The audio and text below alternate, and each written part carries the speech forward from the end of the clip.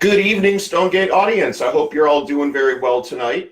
Sorry we had a little technical difficulty there, so it took a couple extra minutes. So it's been a really busy couple weeks here for us, and I was going over and doing some training today on my own. 2 weeks ago, I went to a 2-day workshop with John Hyre. John Hyre is, at least until very recently, he still is a expert, nationwide expert in the fields of taxes and accounting. He's an attorney that has, one of the few that has gone to court with the IRS and actually won. So it was a real blessing that I had 2 days to spend here with him here in Columbus, Ohio.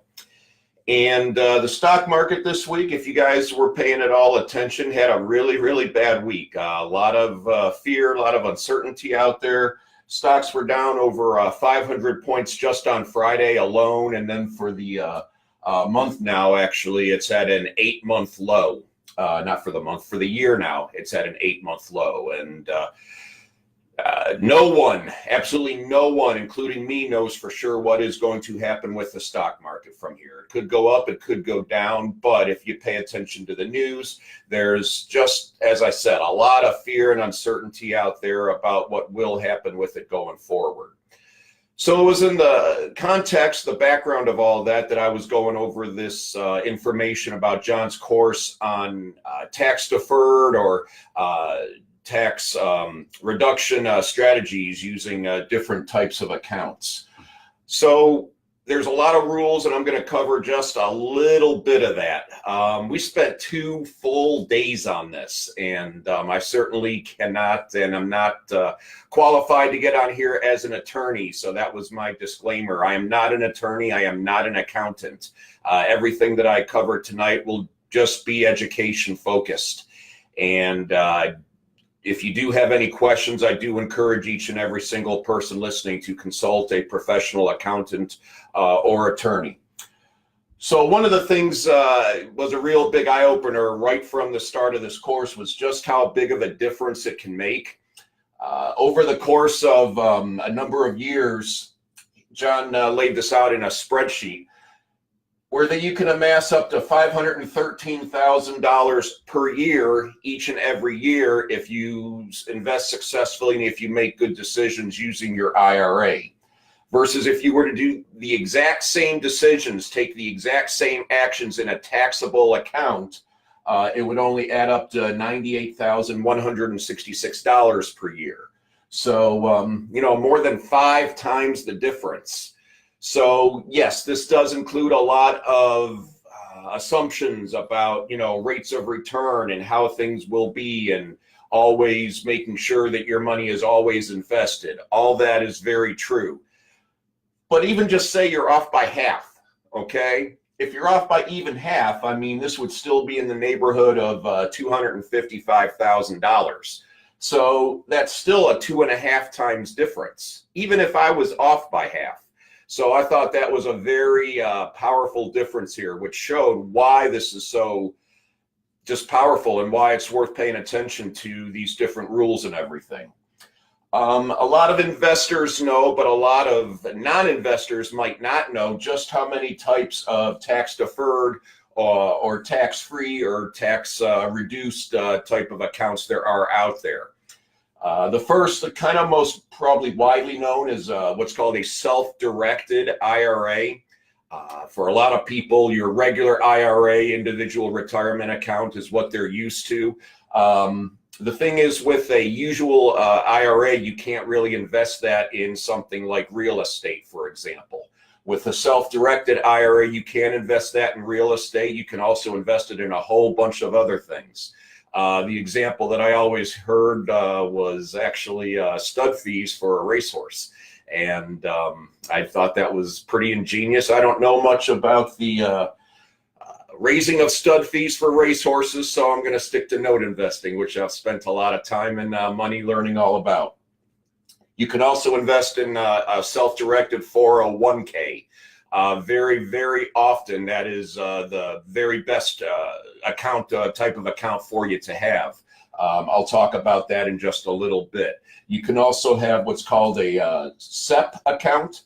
or a simple account. And those are more so for people who are self-employed. However, other accounts for almost anybody would be a CISA account. CISA is a education savings account. Coverdell was the name of the senator, I believe, who sponsored it. But that's a way for you to save money tax-free for your children, and a couple of other things I'm going to talk about that I learned in the course. And then lastly is an HSA, a health savings account.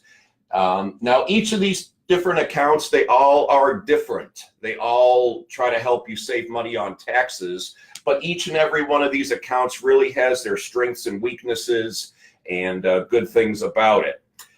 For example, a education savings account. I didn't know this until I took the course, but you can actually use that account for a computer and for internet access for your family. It spells that out right there in the account language.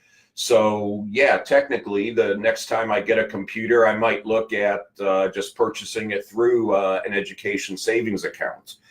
As I said earlier, a 401k is very often the very best type of account for you to use. Again, maybe not all the time. You should definitely talk with an attorney or an accountant before you do that. But some of the advantages a 401k has, it has much lower prohibited transaction penalties. I'm going to talk about that in just a little bit. It has higher contribution limits. Whereas for your IRAs, they're limited to if you're age 50 or below. I believe the maximum is $5,500 for 2018. For a 401k, it's up in the neighborhood of around $18,000. Another thing with an IRA, with a 401k, it has stronger asset protection. Asset protection for a 401k is covered under federal law, versus asset protection in terms of IRAs is covered under state law. And that can vary from state to state. Some states might have more protection, some states might have less. And then lastly, a 401k is able to, at times, if it's drafted and done correctly, the 401k can borrow money without paying a penalty for that.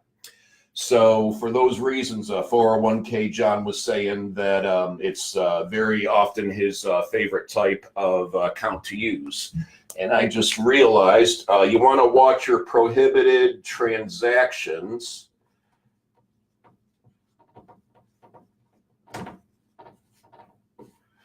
Prohibited transactions, very, very important thing to talk about. Unfortunately, I will not be able to really do this justice. We spent several hours in class talking about this with John Hyre leading that discussion. I will say briefly, though, for some of my friends who are note investors who are watching, there's a lot more than just saying don't lend money or don't do business with your father or mother or with your children. For example, anybody that provides service to your IRA. So for in this example, John Hyre for me, okay, because I learned how to do some of this from him. He would now become for me what's called a prohibited person, okay? If I was to do business with him, that could really mess up my IRA. It could all become null and void. So one thing that he encouraged everyone to do is really make a list of the prohibited people that really you should not be doing business with. Another example of that, service provider. Say that you had a rental house in your IRA and you're doing what you're supposed to do. You hire a contractor to do work on that house because it is prohibited for you to do work on that house. That contractor then becomes a prohibited transaction partner. Not only that contractor becomes a prohibited transaction partner, that contractor's spouse, that contractor's mother, that contractor's father, that contractor's children, they all become prohibited partners for you. So again, I kind of started getting into this today. I spent, some time even doing that, and I realized for the purposes of this presentation tonight, that was really beyond my abilities. So what happens, I talked about how powerful that can be, how much extra savings you can make with a tax-deferred account.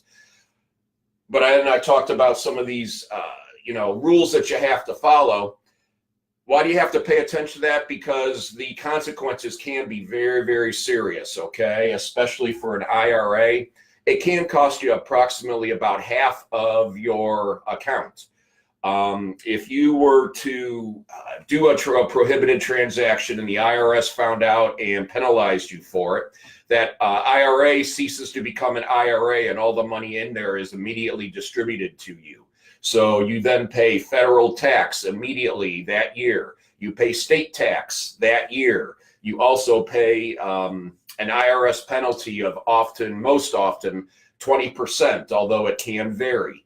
So you definitely want to pay attention and follow these rules very, very, very carefully. So that's all I have for you tonight. The whole purpose, I started getting off into the weeds a little bit. The whole purpose was not to try to just recite what I did over 2 days, but to try to make it easily digestible for both, just beginners. But then I also tried to put some stuff for my other note investors in here. So I see we got a number of people listening. Thank you everyone very much for writing in. Does anyone have any questions or anything that I can answer? Again, I will caution I'm not an IRA or a tax attorney, but I'm not a tax attorney or an accountant. I'm really not an IRA either. I don't even play one on television. So, but did anyone have any questions? I'm not sure I could really answer all of them, but I will certainly give it a try. I am not seeing anyone. Okay, well, thank you everyone very, very much for joining me this evening. Hope you got something out of this. And again, if you have questions about that, I would talk to, probably an attorney. John Hyre is in the process of moving down to Puerto Rico, but he will continue to be accessible. He will still be working with clients via phone and email, and then he will still be in the States, I believe, a couple times a year going forward. I don't work with John Hyre. I don't, make any money from this or anything. I just learned an awful lot during the course. And I just want everyone to know, this is an example. I paid almost $1,500 to go to this course. I take this stuff seriously. When I look at investing both my own money and then possibly working with investors, you do definitely want to take it seriously and follow the rules and make sure you get some professional guidance and advice and feedback. So, all right. Thank you again, everybody, and have a great night. Thank you again for joining. Bye-bye.